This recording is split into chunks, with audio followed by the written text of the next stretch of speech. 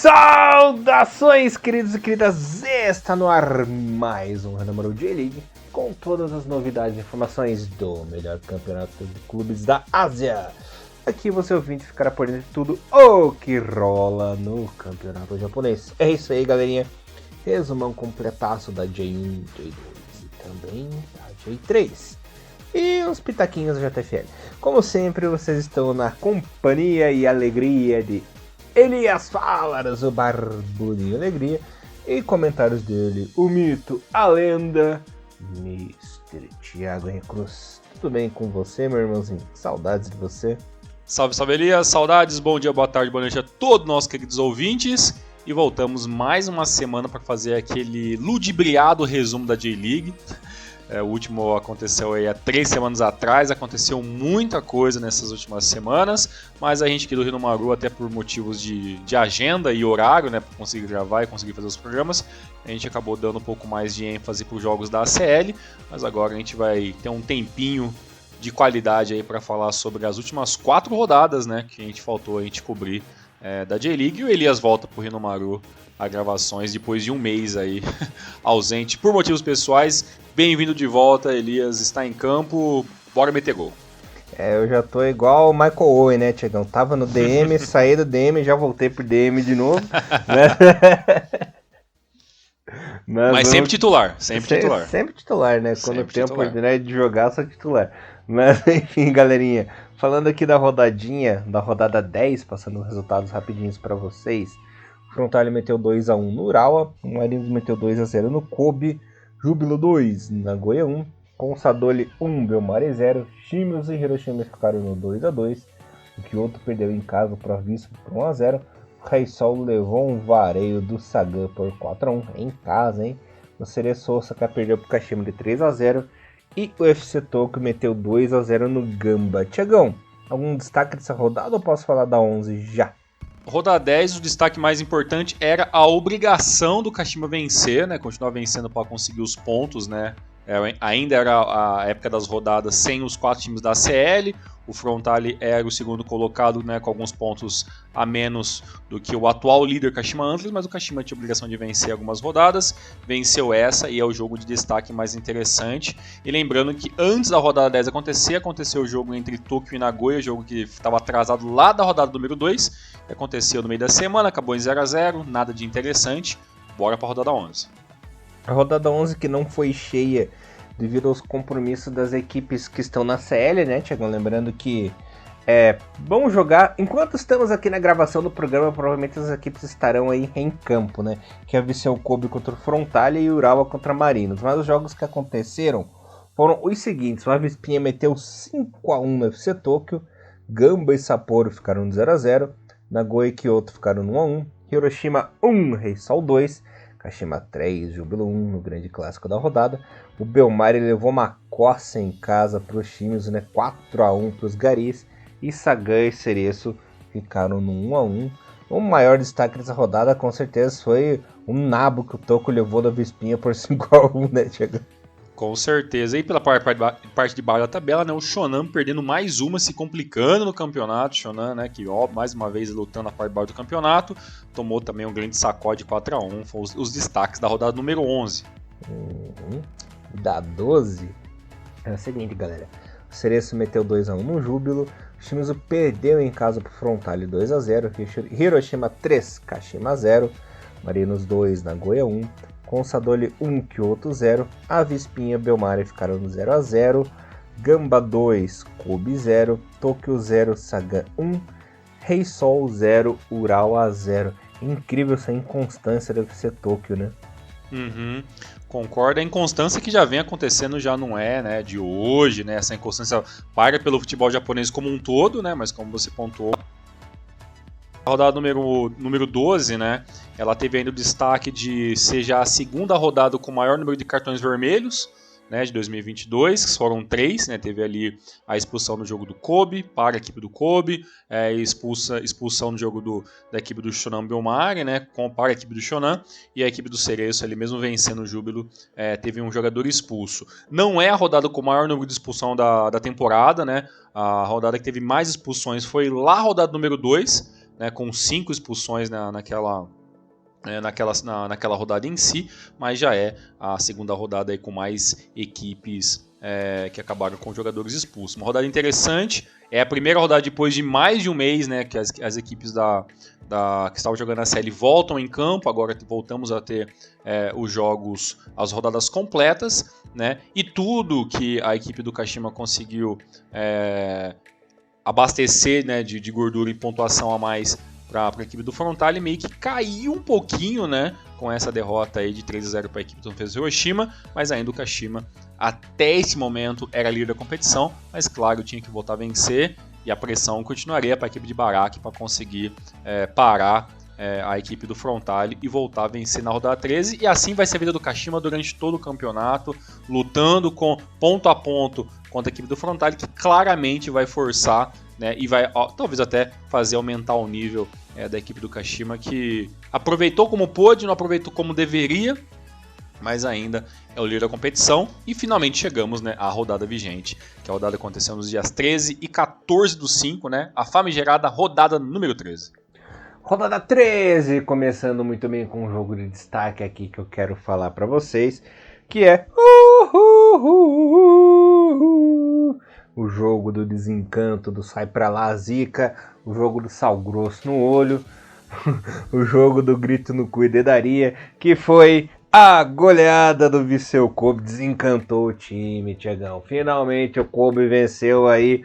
Será que finalmente vai espantar essa zica que vem aí na região de Hyogo ali, esse fantasma que vem assombrando a equipe do Kobe? Não sei se vai dar certo, mas pelo menos já tem sua primeira vitória aí. 4-0 para cima do Sagan, com o show do Iniesta, né, marcando seu golzinho, dando assistência, Mutou fazendo seu golzinho, Osako fazendo seu golzinho, as estrelas, né, Tiagão?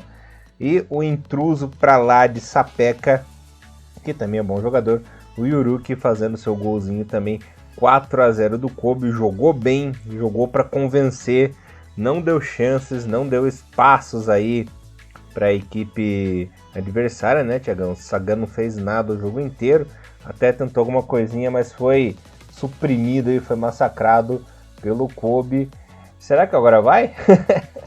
É pra ir, né? Na verdade é pra ir há muito tempo, né? A gente não vai voltar a falar aqui do que a gente já tá cansado de falar e o ouvinte tá cansado de ouvir, que é esse grande investimento, né, que o Viseu Kobe teve nas últimas temporadas, e que esse investimento conseguiu aí um título, né, inédito, né, para o Viseu Kobe, né, que foi aquela Copa do Imperador de alguns anos atrás, mas é muito pouco, né, muito pouco para um investimento tão grande. Demorou apenas 11 rodadas, né, na verdade 12 rodadas para conseguir finalmente uma vitória. Eu não preciso nem falar que este resultado é pífio, né, e se a Rakuten tiver o mínimo de dó do dinheiro que está gastando, essa parceria tem data para terminar, né? Então a equipe do Viseu Kobe faz a sua obrigação na CL, que foi para um grupo capenga com uma equipe a menos, fez lá seu show, fez lá seus 5, 6 contra as equipes de Hong Kong e tudo mais, e agora volta a J-League, tendo a obrigação sim de mostrar o bom futebol que ainda não apresentou em 2022. Conseguiu essa vitória em cima do Sagan Tosu, né, que joga num sistema tático muito confuso. Elias, voltamos à era, né, dos 3 zagueiros no futebol mundial, né, é o que vem falando sempre. E agora 3 zagueiros. A J-League sempre teve equipes que se jogaram, né, nunca deixaram de jogar com o esquema de 3 zagueiros. O Sagan Tosu é uma que vive indo e voltando, mas é um sistema muito confuso, né? Tanto que teve se não me engano foi o segundo gol, que foi ali, iniciou de uma besteira, né, dos zagueiros ali, acabou saindo, o toque pro volante ali, pro Fukuta, e ele acabou se estrambelhando, pegando a bola, 3 contra 3, e aí acabou sendo o segundo gol, e depois disso os gols do Viseu Kobe foram saindo, e o Sagan não conseguiu em nenhum momento se organizar taticamente, né? Então é um sistema de 3 zagueiros muito do confuso, né, que eu não consigo entender. São 3 zagueiros abertos, e aí às vezes é um 4-5-1, entendeu? Então é muito confuso. E um detalhe bem legal foi o último gol, além do gol do Muto, que é muito legal ver ele voltar a marcar gols, espero que seja uma constância. É o Ossa, que começou no banco, entrou no segundo tempo, e ele, quando ele recebe a bola, ele dá uma atrasadinha na finalização, né? A atrasadinha que mata o goleiro ali, né? Dando toque realmente na saída do goleiro. Um gol muito bonito. No primeiro tempo teve um lance bem interessante pro gol do Iniesta, que foi todo o trabalho do Gotoku Sakai, né? Que apesar dos mais de 30 anos ainda mostra que como um J-League é muito bom, né? E bem, praticamente o Kobe fez o que quis, né, nessa bagunçada zaga do Sagan Tosu, que ainda, apesar de estar muito bem classificado na tabela, né, apesar de fazer muito com pouco, esse jogo deixou muito a desejar, né, a equipe do Sagan Tosu realmente muito, muito perdida, e espero que esses 3 zagueiros que tá na moda acaba caindo em desuso muito rápido, né, porque senão a gente vai voltar a ter equipes como o Sagan Tosu na parte da tabela, porque realmente 3 zagueiros e Sagan, não sei se esse casamento tem vida muito longa, não. E pela questão do Viseu Kobe, vamos ver se agora vai, né, Elias? Tem muita coisa para remar. A equipe que já tomou, que foi protagonistas aí de alguns passeios negativos, né? Tomando de 3 da equipe se não me engano foi 3-1 ou 3-0 para a equipe do Kyoto, tomou também uma mini goleadinha também para a equipe do FC Tokyo, então teve ali alguns momentos de muita barbárie na defesa ali da equipe do Viseu Kobe, e espero que tenha aprendido, mas ainda para sair dessa incômoda zona de rebaixamento vai ter que remar muito, mas muito mesmo. Belo trocadilho com o remar do Viseu Kobe. Tiagão, por falar em remada, sabe quem que levou mais uma piaba no clássico da rodada? Em um dos clássicos ali da região de Kanagawa, o Belmari levou um sacode do Marinos em casa, rapaz. 4-1, com direito a gol de Mizunuma, do Koike, do Anderson Lopes. Até o teu parça, Léo Ceará, deu show dele ali, cara. O Wellington diminuiu para a equipe do Belmari, mas já era tarde, né? Do Kobe. Nossa, o time do Belmari é tão ruim, confundir com o Kobe, né? Mas a equipe do Belmari realmente não está bem no campeonato. Tem seus 7 pontinhos, apenas uma vitória no momento. Já são 8 derrotas, né, Tiagão? E 4 empates. O Marinos vem construindo, vem aí nossa construção, né, Tiagão? Assumiu agora a 3ª colocação aí com essas 3 vitórias seguidas. Já tem 24 pontos, né? 4 pontinhos a menos do líder Kashima e 2 a menos do Frontale, que é o segundo, né? Um time que ainda sente falta dos seus craques da temporada passada, principalmente do Maedinha, né?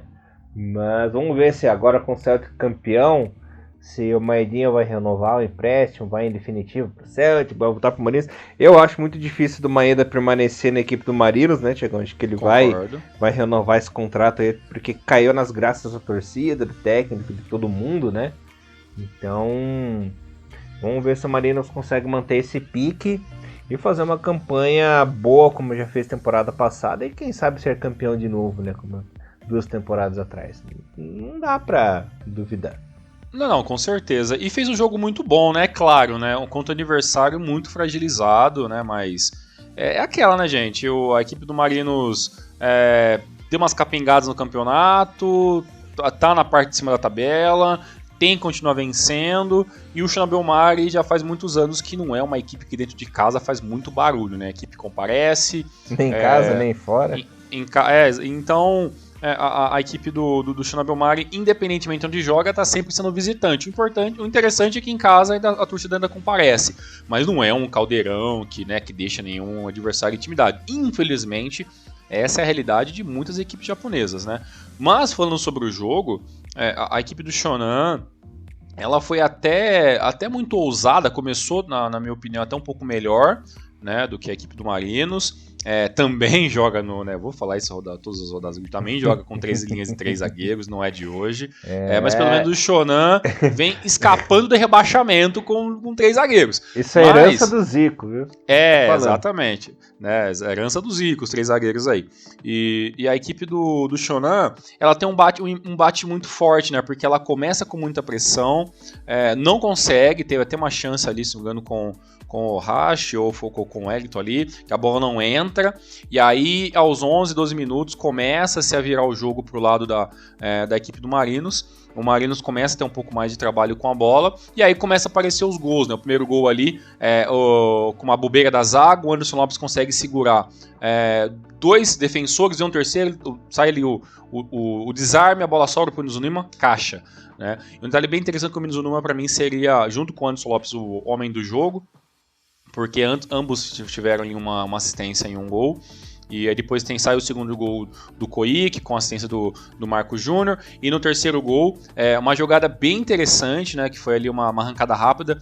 Para mim, a equipe do Marinos é uma equipe muito coletiva, mas tem um nome que sempre salta aos olhos positivamente, que é o Nakagawa. Né? A velocidade, o cara vem carregando a bola, consegue dar o passe lá pro outro lado pro Mizunuma, né, no campo futuro, e o Mizunuma vai lá e deixa o Anderson Lopes na cara com um toque, tanto que na hora da comemoração do brasileiro ele aponta pro Mizunuma, e foi uma jogada bem interessante. Depois tem o quarto gol, e praticamente a equipe do Shonan consegue apenas diminuir lá nos 83 minutos, né, com o Wellington na cabeçada, mas era muito pouco, e o jogo acabou ali com a saída ridícula do goleiro, que eu não sei porque o goleiro estava adiantado, a bola veio espirrada, o goleiro tentou dar uma cabeçada, sem força, sobrou pro Léo Ceará, que fez o gol e saiu meio reclamando de dor, mas o importante foi o gol, fim de jogo, 4-1. Uma coisa que eu tava vendo, Elias, que o Kota Mizunuma, né, que é um jogador que eu gosto bastante, por mais que ele é apenas um J-Leaguer, 32 anos e tudo mais, o Mizunuma é um cara que, pelo menos, Elias, nas últimas 3 ou 4 temporadas, desde a época de Cereço, o Mizunuma normalmente ele tinha mais assistências do que gols. Né? Então, desde quando ele chegou em 2020 na equipe do Marinos, sempre ele tem mais assistências do que gols. Então, por exemplo, em 2020 ele teve 10 assistências e 3 gols, 2021 9 assistências e 3 gols, agora já tem 3 gols, 3 assistências e 1 gol. Então é um cara que joga muito pela ponta, mas ele é sempre o cara do passe. Né? Então é bem interessante esse jogador em campo. Acho interessante a maneira com que o Marinos impõe seu ritmo de jogo, principalmente quando está vencendo. Uma equipe que tem umas variações de jogadas bem interessantes, tem um trio ofensivo muito legal, e o Anderson Lopes, que para mim é um dos melhores brasileiros dos últimos tempos dentro da J-League. É um cara que tirou leite de pedra jogando pelo Sapporo, depois foi jogar uma temporada no Yuhan do futebol chinês, agora volta para o futebol japonês, e é um jogador sim muito interessante, fez mais um gol, fez mais uma assistência, e mostra que apesar da idade, né, já não é mais nenhum garoto, é um cara que pode fazer sim o trabalho que era feito, né, pelos jogadores aí que acabaram saindo, né? O Maeda, obviamente, é um jogador com recursos também até melhores do que o Anderson Lopes, mas para o campeonato nacional eu acho que o Anderson Lopes é uma boa peça de reposição. O problema, talvez maior do Marinos, é quando você olha o banco de reserva, né? O banco de reserva tem nomes interessantes, mas você vê que o Marinos ele tem ali talvez 14, 15 jogadores, o restante é muito mais abaixo do que aqueles que estão em campo. Então, talvez na questão de peça de reposição, o Marinos peca, e por pecar na peça de reposição, não tem forças para lutar de igual a igual contra Kashima, contra Frontal e o campeonato todo. Mas, o campeonato é longo, apenas 13 rodadas, tem muita coisa para acontecer, e o Marinos pode sim aparecer como uma terceira força do futebol japonês neste momento da gravação desse programa. Tem mais da metade do campeonato para acontecer ainda, né? Então tudo pode acontecer. Você comentou do Mizunuma, né? O Mizunuma é um jogador que eu gosto desde a primeira passagem dele do Marinos, né? Ele que é cria do Marinos, começou a carreira lá, desde da base e tudo mais, né? Eu lembro que eu tava indo bem no time, ele do nada foi jogar no Totig uma época, e depois a época de maior glória dele assim, foi jogando no Sagan, né? No Sagan Tosso, teve aí excelentes temporadas, passou um tempinho no FC Tokyo, no Cereço, né? Aí depois retornou aí a equipe do Marinos. É um jogador interessante, claro, sempre foi de compor bastante elenco, mas você falou, conseguiu fazer várias temporadas interessantes jogando por times muito medianos, né? Pô, a equipe o Sagan nunca teve grandes equipes, né? Teve equipes medianas. O Totig também, obviamente, foi um baita de um dor de cabeça. Lá ele teve que ser um pouco protagonista de gols, e talvez nisso acabou né, não conseguindo fazer tanta coisa. No FC Tokyo talvez foi o ano mais difícil, que aí acabou não se encaixando tanto naquele elenco de 2016, né, e depois foi só progredindo com aquilo que podia, né, então para compor elenco realmente é um jogador muito interessante, porque não é fominha, né, então tudo que um elenco precisa, né, para trabalhar bem é ter jogadores que jogam na frente, mas sabem tocar bola, né, e isso o Mizunuma sabe fazer muito bem. Eu sei que o Mizunuma fez o Toyoda brilhar, né, com os assistentes. Exatamente, com certeza. Tiagão, você ia comentar ali sobre a vitória do super líder Kashima Antlers por 4-1 para cima do Sapporo, né? Será que finalmente o Frontale vai ser desbancado, rapaz? Com esse Kashima promissor aí?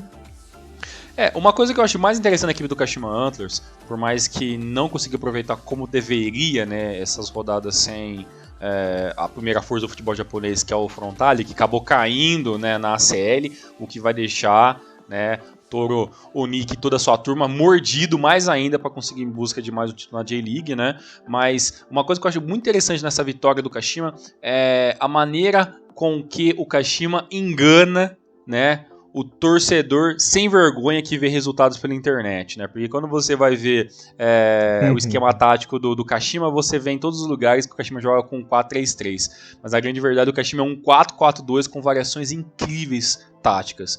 Eu posso até errar, mas eu vou falar para vocês que, na minha opinião, este é o melhor Kashima para se ver jogar desde o último título. Tá, é uma equipe bem interessante de jogar, tem mais de uma jogada, os dois brasileiros muito rápido pelas pontas, é uma equipe gostosa de ver, e ainda tem o Suzuki, que era um jogador que ninguém imaginava muito o que esperar desse retorno dele para o futebol japonês, apesar de saber que para a Liga Nacional ele é um bom nome, e a ascensão do Edinha, né, que, né, alguns anos atrás aí foi dito como uma péssima cria, né, da equipe do Kashima e tudo mais, e agora vem mostrando um jogador que vem amadurecendo muito e muito bem mesmo, né, então exatamente, então é um jogador bem interessante, um esquema tático bem legal, e a equipe do Kashima vem demonstrando uma qualidade muito interessante em passe e finalizações, né? Nesse jogo mostrou mais uma vez. O jogo começou um pouco nervoso, aquele ritmo um pouco lento, que é praticamente meio normal do futebol japonês. Teve ali um vacilo da zaga,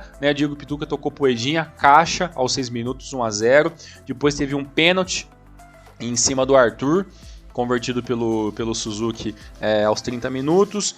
Já no finalzinho do primeiro tempo, ele teve o terceiro gol da equipe do Kashima, e esse gol foi bem interessante de ver, né, que foi ali uma jogada que começa pelo lado direito, passa pro Arthur, né, o Arthur consegue dar o toque ali, deixa o Suzuki em plena condições de fazer o terceiro gol ali, praticamente sem marcação nenhuma, e o quarto gol, né, no escanteio ali, ou na falta, não vou lembrar agora de cabeça, veio a cabeçada do Arthur, 4-0, e aí só depois, no finalzinho ali, veio o gol do Suga aos 109 minutos, e a equipe do Sapporo, a sofrível equipe do Sapporo, né, que a gente saberia que seria isso mesmo, infelizmente, diminui o placar. Então eu acho que um plantel interessante, né, você tem jogadores brasileiros que vêm trabalhando muito bem, você vê ali o Suzuki voltando com estilo para dentro do Kashima Antlers, você vê um jogador jovem como o Eda, fazendo gols praticamente quase todas as rodadas. Então o Kashima tem sim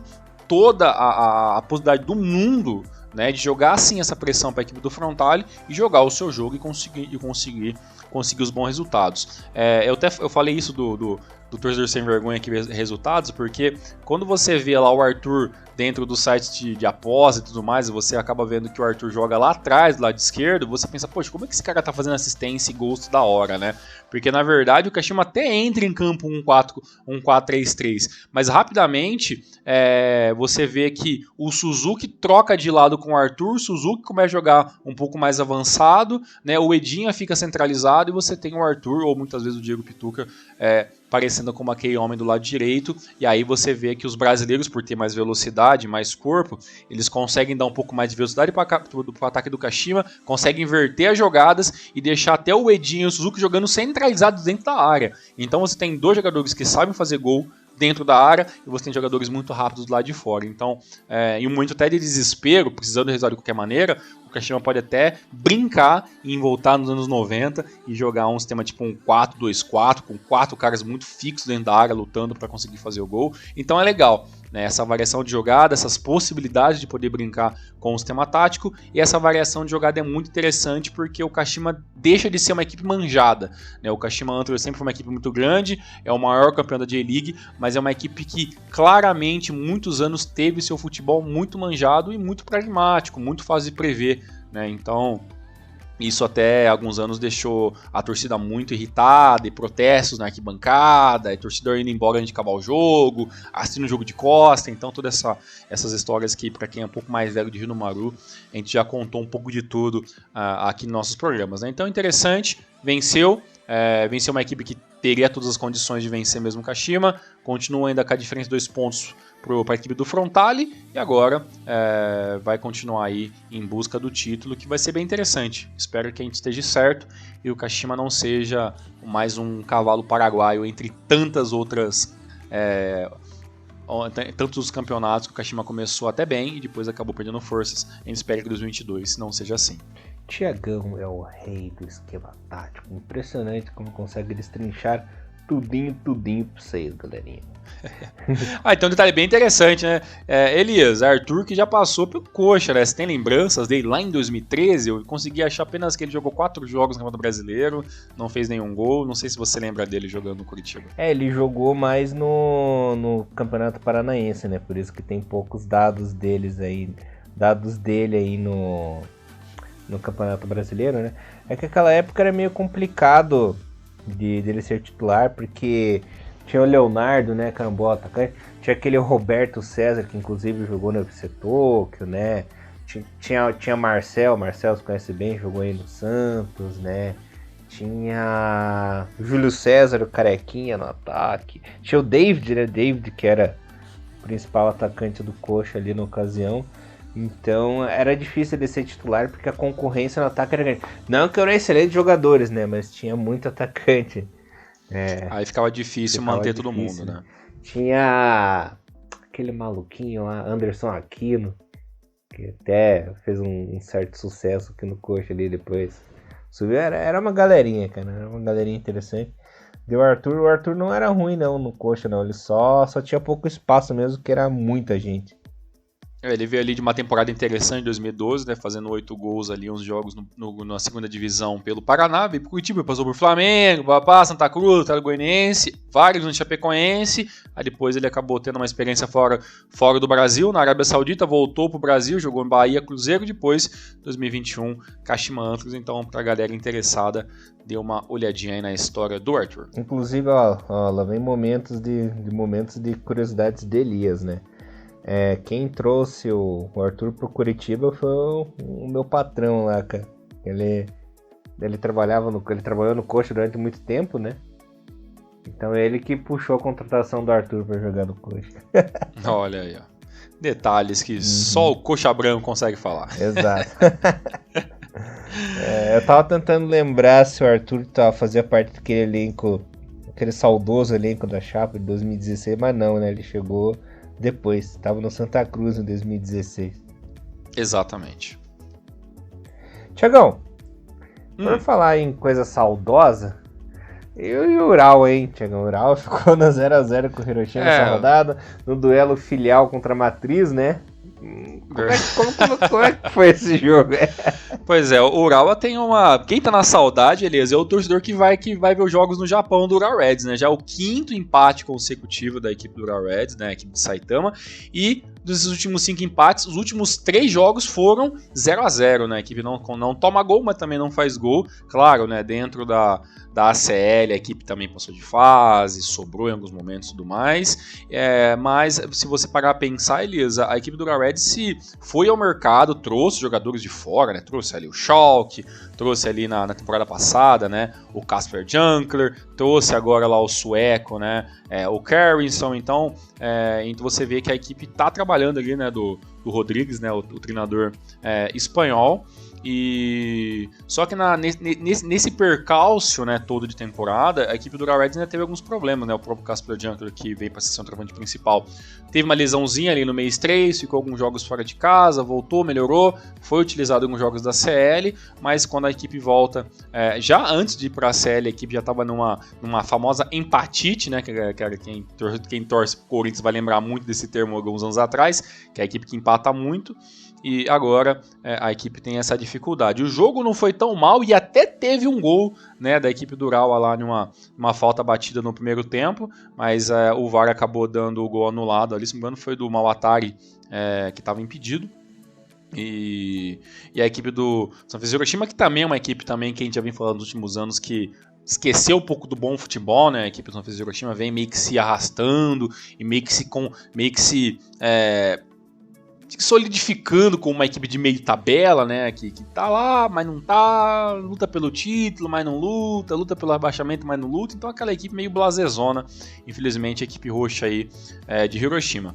Mas pelo lado da equipe do Ural Reds, precisava talvez da vitória até um pouco mais, até pelos bons resultados que teve na série, passar de fase e tudo mais, mas a grande verdade é que o esquema tático, por mais que seja bem interessante, um 4-5-1, com um jogador solitário na frente, começou pelo Schalke, depois entrou o Casper Junker no segundo tempo, teve ali uma chance ou outra, poderia sair com a vitória, mas a grande verdade é que o futebol do Ural Reds está meio pragmático, né? A equipe está apostando muitas fichas e talvez chegar aí numa semifinal de Asia Champions League depois de alguns anos, venceu, né, a competição algumas temporadas atrás. É uma equipe interessante, uma equipe que foi no mercado, mas vai ter que ter um pouco mais de paciência aí, o torcedor, para ver resultados dentro da CL, né? Quando você vê a tabela da equipe do Ural Reds, você não fica muito feliz, né? Atualmente é o 16º colocado, né?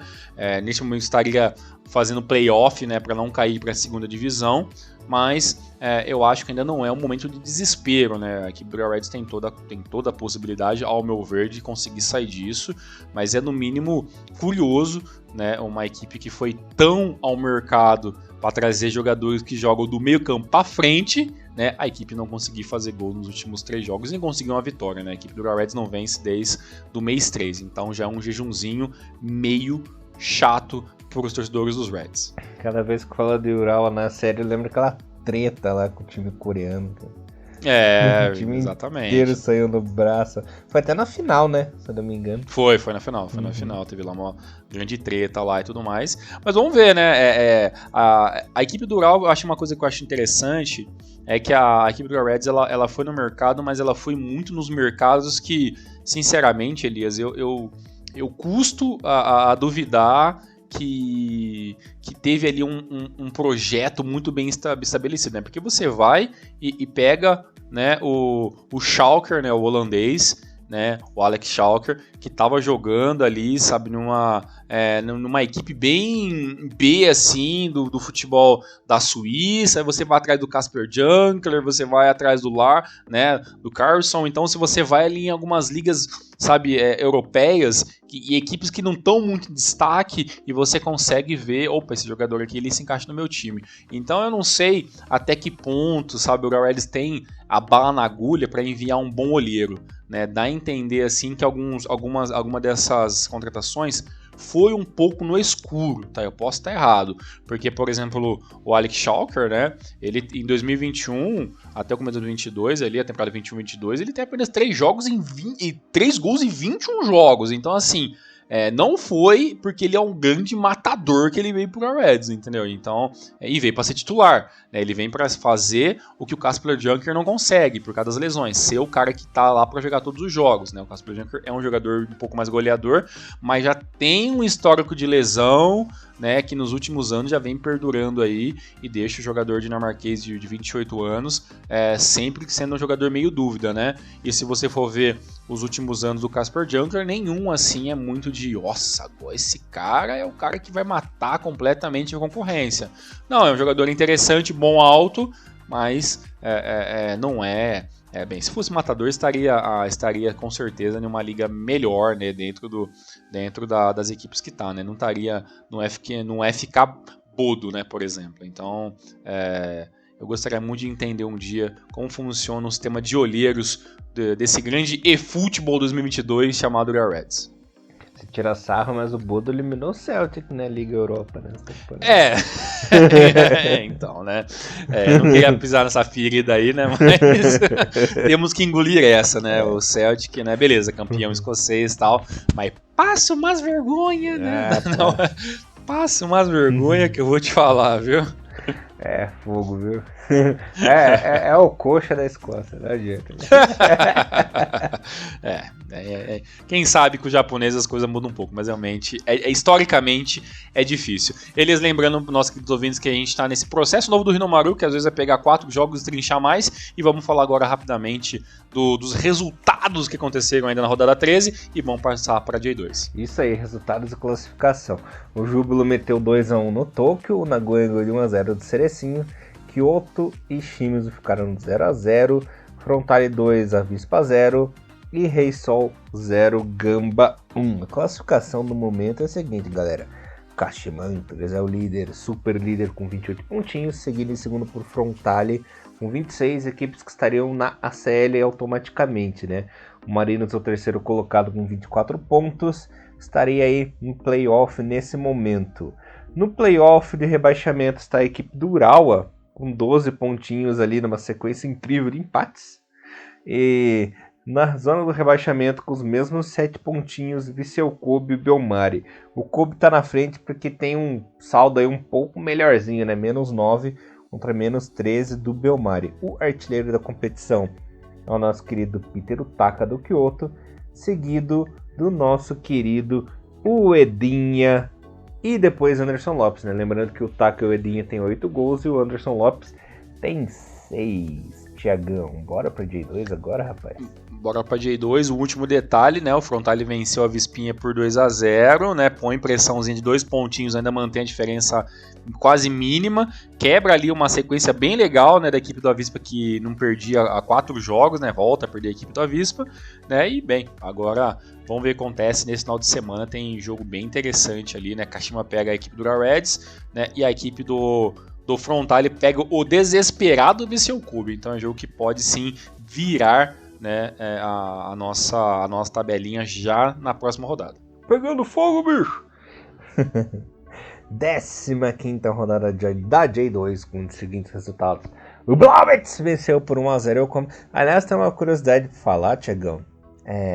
Naquele futebol, né, o novo PES lá, que você pode escolher os desafios, né? Que tem o desafio dos times japoneses. E todo mundo pega a porcaria do Viseu Kobe, né? Você vê uma galera, só Kobe. É pelo overall, né? Por causa do Iniesta, overall. Aí você não vai acreditar, cara. Um dia eu tava lá na roleta russa esperando o adversário. Aí do nada deu que eu ia enfrentar o Blauwitz, cara. Caraca, pegou um cara muito alternativo. Um cara do nada pegou o Blauwitz, cara. E depois um outro maluco tava com os Aspa. Cara, bom, eu só enfrentei Frontale, Gamba. Não, minto, eu tava de Gamba. Eu só enfrentei Frontale, Viseu Kobe pra caramba e um Kashima só. O resto. Eu tive o duelo mais inusitado que foi Yokohama contra Blauwitz, né? Que eu tava com o Yokohama. O Yokohama, cara. Esse gosta de sofrer mesmo, hein? E adivinha qual foi o meu artilheiro, né? Eu perdi a maioria dos jogos, mas sempre tinha um cara que sempre fazia golzinho pra mim, cara. Quem é que tava fazendo gol pra você? O Viseuzinho, óbvio, né? Ah, olha aí. Muito bom. Então, continuando a J2 aqui, o Uruaço perdeu em casa para o Ryukyu por 2-0. Monterio e Oita ficaram no 1-1. Mito e Matida 0-0. Zaspa e Tokushima 0-0. Que jogão. Alberex 4, Verde 3, Suegen 1, Renofa 0, Nagasaki 0, Vegalta 2, olha só, hein? GF United 1, Fadiano 0 e Totig 0 e Kofu 0. Lembrando que o jogo entre Omiya e Grula Morioka foi adiado, né? Na rodada passada, se eu não me engano, por Covid, e o jogo foi remarcado para esse meio de semana. Foi uma rodada interessante. A equipe do Okama FC perdeu um pouquinho de força, né? Perdeu 2 seguidas, o que fez aí a equipe do Toyota Sendai pular para a ponta. Ainda está muito, muito disputado, né? A diferença de pontos praticamente zero. Mas a gente já tem alguns prognósticos interessantes, né, Elias? Como, por exemplo, né, a equipe do Jeff ainda tem um ataque complicado, né? São 16 rodadas, né, para todo mundo. Apenas 12 gols e tomou 15, né? Então o ataque faz menos do que toma, né? Então ainda tem essa dificuldade a equipe do Jeff. A equipe do Verde ainda continua com um ataque muito bom e uma defesa péssima, né? A equipe do Verde tem 28 gols e tomou 26, né? A melhor defesa do campeonato, por enquanto, ainda está sendo dividida, né, entre a equipe do Monte de Yamagata, né, com apenas 15 gols tomados, né? E o Matias Elvia, né, incrivelmente, também apenas 15 gols marcados. Perdão, 15 gols tomados, né? São as melhores defesas. Mas em contrapartida, por exemplo, o melhor ataque da competição é o Vegalta Sendai, que já chegou em 16 jogos a incrível marca de 30 gols. Isso é muita coisa, tomou 20. Né? E o segundo colocado, né, que é a equipe do Yokohama, tomou 18 e fez 26. Então esses 30 gols me saltam aos olhos. Né? E é uma pena ver o Gula Morioka, né, o Ryukyu, lá embaixo, né? O Ryukyu ainda tem alguns jogos que conseguiu 2 vitórias consecutivas, mas estava afundadaço nas últimas colocações. O Glura já não sabe o que é vencer há muito tempo, né? Só tá vermelho ali, só os últimos confrontos. E o Brex Niigata tentando ser essa terceira força aí dentro da segunda divisão na temporada 2022. Vamos ver o que acontece, né? Logo, provavelmente a gente vai ter um embate aí entre Sendai e Yokohama FC, então as coisas tendem a ficar ainda muito apertadas. E isso é uma J2, como todo ano, muito interessante e com jogos muito legais de estar assistindo no YouTube, né? Lembrando que toda rodada tem pelo menos um jogo, né, da J2 passando pela o YouTube internacional da J-League. Maravilha, Tiagão. Antes da gente passar para a J3 aqui, quero passar a classificação. O líder, mais líder do que nunca, é a equipe do Vegalta Sendai com 32 pontinhos. Lembrando que o Vegalta passou o Yokohama essa rodada, né, Tiagão? Devido ao saldo de gols. Ambas as equipes têm 32 pontinhos, mas o Sendai tem um saldo positivo de mais 10 e o Yokohama tem de mais 8, né? Nesse momento eram as equipes que subiriam direto para J1. Temos em terceiro Albirex, em quarto Fadiano, em quinto Montedio e em sexto Matida. Equipes que estariam por disputar aí o famigerado playoff, que é uma bucha sem fim, né? E estariam rebaixados no momento a equipe do Ryukyu e a equipe do Grula Morioka, né? Lembrando que o Grula não sabe o que quer nem empatar já há um bom tempo, né? Só vai perdendo vitória, então nem se fala. A artilharia no momento é do Ogawa, né? Nosso querido Ogawa do Yokohama FC. Olha só, hein? Nosso Keidirão aí mitando na J2 aí com seus 8 golzinhos. Em segundo é o famoso Fujimoto Fake, né, Thiagão? No Monte de Yamagata com 7 gols, que vem sendo melhor que o original, né? O original não dá pra pedir mais nada, né? Já tá lá apenas de brinde, né? No Sagamihara. Tava dando uma olhadinha na tabela. A próxima rodada bem interessante da J2, né? A equipe do Vegalta Sendai vai jogar fora de casa contra o Esquilinho do Elias, né? O Esquilinho tá lá embaixo, né? Apesar que tá com 2 vitórias e 2 empates nas últimas 5 rodadas, né? Mas pra você ver como o Esquilinho tava afundado também nas últimas colocações. Porque mesmo pontuando aí 8 pontos, né, nas últimas 5 rodadas, ainda está em 20º, né? Então você vê como as coisas tá bem complicada. E teremos um jogo bem interessante que é o Yokohama FC versus o Albirex Niigata, né? O segundo com o terceiro colocado. Se o Albirex vencer, vai fazer os mesmos 32 pontos que hoje tem o Yokohaminha, então vai colocar fogo de vez aí. É um prazer ver em quarto colocado a equipe do Fagiano Okayama, né? E o meu Oitinha, né? Bem, caiu para J2 e pelo jeito lá vai ficar, né? Faz uma temporada bem mais ou menos até então. A J2 que é esse campeonato maluco aí, grande pra caramba, muitos jogos, muito longe a maioria dos jogos. Então realmente é um campeonato bem interessante. Fico feliz de ver a J2 passando no YouTube, apesar que eu tenho algumas colocações assim, né, Elias? Eu não entendo, vou até fazer um parênteses, que é uma coisa que eu quero falar com você no final do jogo. O Thiagão é aquele velho chato de bar, né? Eu sou velho chato, tem que cara. reclamar de alguma coisa. Porque você pensa só, Elias, não se passa nenhum jogo da primeira divisão porque são direitos autorais, então você não consegue ter jogo da J1 no YouTube. Beleza, a gente consegue entender isso por enquanto. Mas o que o YouTube Internacional da J-League tá querendo fazer? Tá tentando vender a imagem do futebol japonês. Aí, Elias, você coloca a segunda divisão, que já é um campeonato abaixo da primeira divisão. Beleza? E fora isso, você tá colocando jogos da Luvan Cup. Está passando no YouTube Internacional para vender a imagem da J-League. Jogo da Luvan Cup, onde as equipes jogam apenas com um time C. Entendeu? E aí, cara, você tá meio que atirando com o pé, né? Colocando jogos da Luvan Cup. Beleza, é legal ter, é divertido e tal. A gente vai fazer um programa esse ano sobre o Luvan Cup. Já prometi pros ouvintes, a gente vai fazer um programa sobre o Luvan Cup, que é esse campeonato sem vergonha, né? Que só existe por uma obrigação contratual, né? Que é um campeonato assim, ó, que não faz diferença nenhuma se ter ou não ter. É só pra ter, né, a tal Copa, né? Da J-League e tudo mais.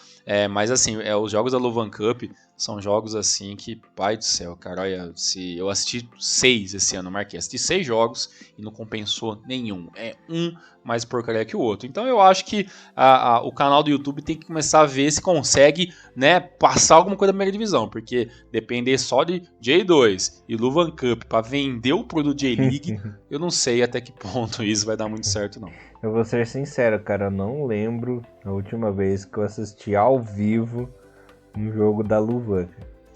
Eu vou falar pra você que todos os anos eu só via resultado, eu não perdia muito tempo, porque os horários, é meio de semana e tal, mas esse ano eu falei, esse ano eu tô masoquista, eu vou tentar assistir todos os jogos da primeira divisão que eu puder, da segunda que eu puder, da terceira, até da Wii League, algumas coisinhas que também é bem ruim de assistir, mas eu falei, eu vou tentar ver a Luvan Cup, e cara, olha... Bem, eu acho que não tem por que os caras reclamarem do valor do prêmio, né? Porque o jogo não vale isso aí, né? Assim, você vê lá o Kyoto Sanga jogando com a equipe B, cara, assim, é de dar nervoso. E o problema é que aparece dos avisados e acham que tá assistindo o jogo da primeira divisão. Você vê ali Kashima, você vê, né, outras equipes, tal, Reds, Marino, não sei o que, cara, e é só jogo vergonha. Assim, a Luvan Cup é um campeonato que, pelo amor de Deus, ou aumentam esse plano aí e tudo mais, ou a gente vai ser obrigado a ver a Visa Fukuoka vencendo o Shonan Bellmare, que é a equipe B, e é isso que a gente tem pra hoje, essa tristeza aí. Vamos falar do campeonato melhor que a Luvan agora, Thiago? Que é a J3, né? Com certeza. Opa! A J3 teve aí sua 4ª rodadinha apenas, com a vitória do Yokohama Sports. Aliás, o Yokohama perdeu em casa pro RV por 1-0. O Fujieda, para a alegria de Thiago Bom Tempo, venceu o Kawatamaré por 1-0. Fukushima e Nagano ficaram no 1-1. E o Iwaki e Cataler Toyama ficaram no 1-1. Finalmente a equipe do Matsumoto Tramaga desencantou e venceu fora de casa a equipe do Sagamihara, chupa Tiagão, por 4-1. Tegevahara e Kagoshima ficaram no 1-1. O Giravans meteu 3-0 no Iwabari. E a equipe do Fangrauri perdeu em casa para o Azul Claro pelo placar de 2-0. E temos um jogo aí que vai rolar essa semana, que é entre Gifu e Gainari. A classificação é a seguinte, galera. O Kagoshima United é o líder com 20 pontos, seguido do Fukushima em segundo com 18. Lembrando que tem equipes que tem 6 jogos, tem equipes que tem 5 jogos, tem equipes que tem 4 jogos, que a J3 é aquela zona ainda na questão de tabela, né? Não é aquela coisa completa em que todo mundo joga certinho todas as rodadas. A gente já tá acostumado com isso desde 2000 bolinha, né, Tigão? Que a gente sabe como é que é a organização. Lembrando que esse ano ainda não tem rebaixamento, então os últimos colocados, que são Gainari e Totori com 4 pontos e Yokohama com 1 pontinho apenas, estão livres de queda. E na nossa famosa JFL, Tiagão, o momento da classificação é o seguinte: nesse momento o Maruyasa Okazaki é o líder com 19 pontos, sendo seguido aí de perto pelos Rondinhas, né? O Honda FC está em segundo com 15 pontos e o Honda Lock em terceiro com 14. Lembrando que O Honda FC deu uma sapatada no Suzuki Point Gather essa rodada, né, Thiago? Meteu 4-1 fora de casa. Time do Kazu. Pra cima do time dos Miuras, né? Dos Miuras. É verdade. Miura técnico, Miura de jogador. Exato. Os outros jogos foram os seguintes. O Tokyo Musashi no United ganhou de 3-0 pro Criação Shinjuku. O Honda Lock meteu 2-0 no Maruyoshi Okazaki, né? Que aí um dos seus principais concorrentes essa temporada. O Verespa meteu 1-0 no Kagura Shimane. Sony Sendai perdeu de 3-0 em casa pro Haimer Aomori. O Tiamo Hirakata meteu 4-1 no Biwako Shiga. No duelo dos trocadilhos, né, Tiagão? E o Kochi United perdeu em casa pro Nara Club, que é um time que o Tiagão adora, por 1-0. E temos no meio da semana outro jogo, que é o Virete Mie contra a equipe do Osaka.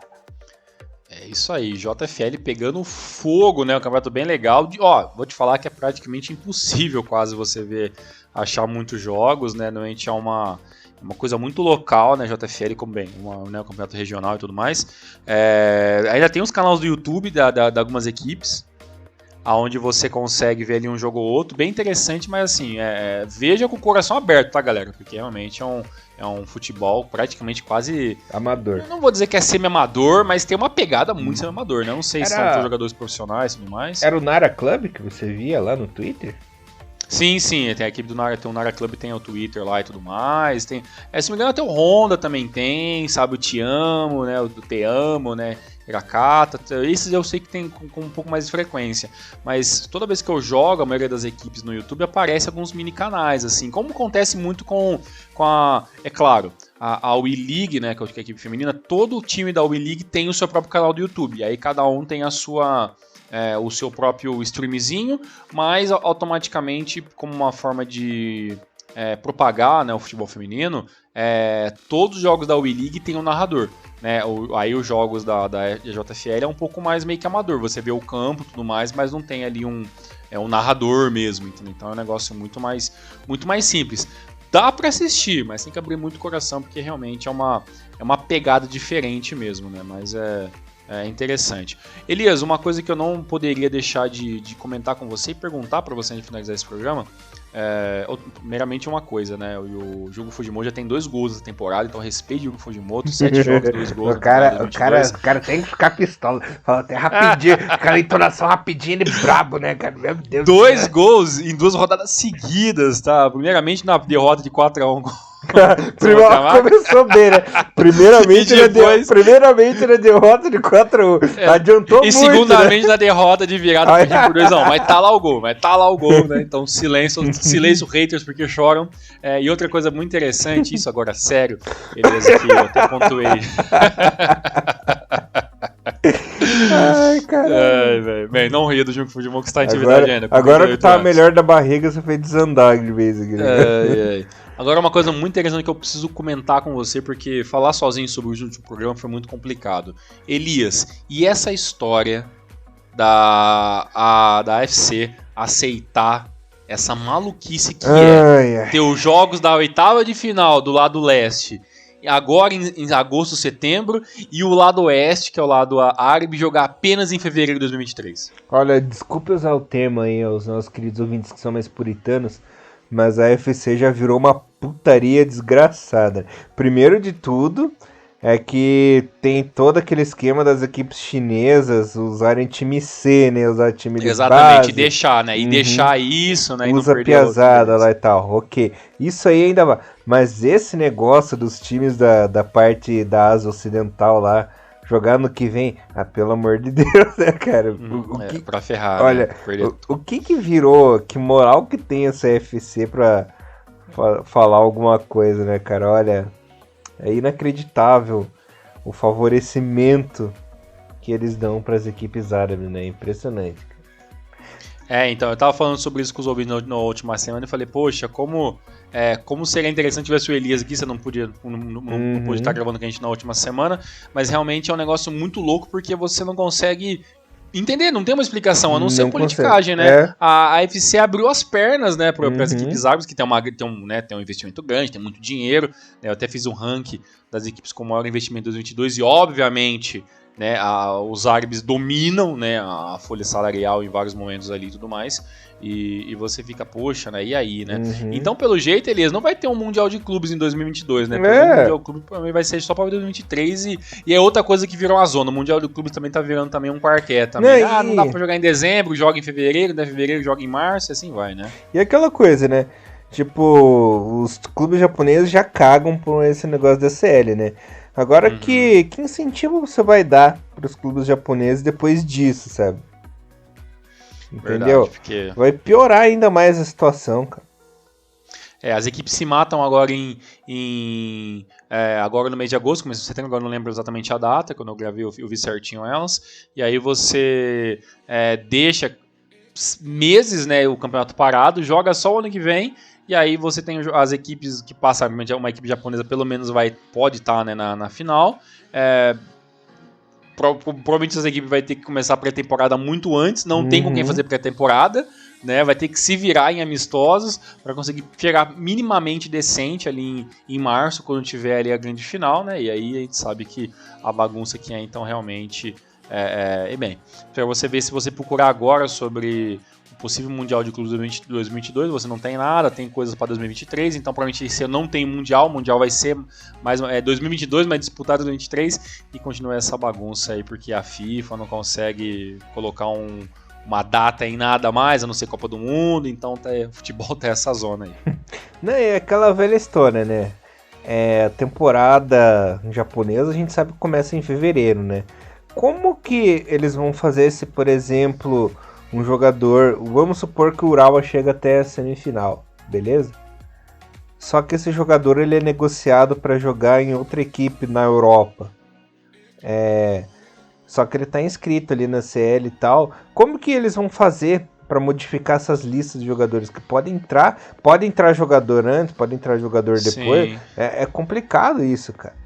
Vai ter que abrir as pernas na questão de, cara, quem que você contratar, você tem aí até dias antes de embarcar, né? Porque senão, se você falar assim, tem que ser o mesmo elenco que começou o campeonato passado, puta, ferrou então, né? Ferrou. Se chega o Urawa, no meio da temporada vem alguém e compra, não vai acontecer, mas compra o Schalke, compra o Junkler, entendeu? E aí o cara vai lá chegar sem centroavante, é muito complicado, e com certeza a equipe do lado leste tá saindo, perdendo e muito, porque realmente essa corda aí tá sendo puxada muito mais para um lado que pro outro. Então eu não poderia deixar de pedir sua opinião sobre isso, já que no programa passado falando sozinho, você não tem ali muito com quem discutir, mas com certeza esse foi o assunto que pairou muito aí essas últimas semanas, desde quando saiu tanto o sorteio, né, quanto o chaveamento e as datas, né, foram ali mostradas, e realmente essa grande bagunça do futebol asiático, infelizmente, é a realidade momentânea.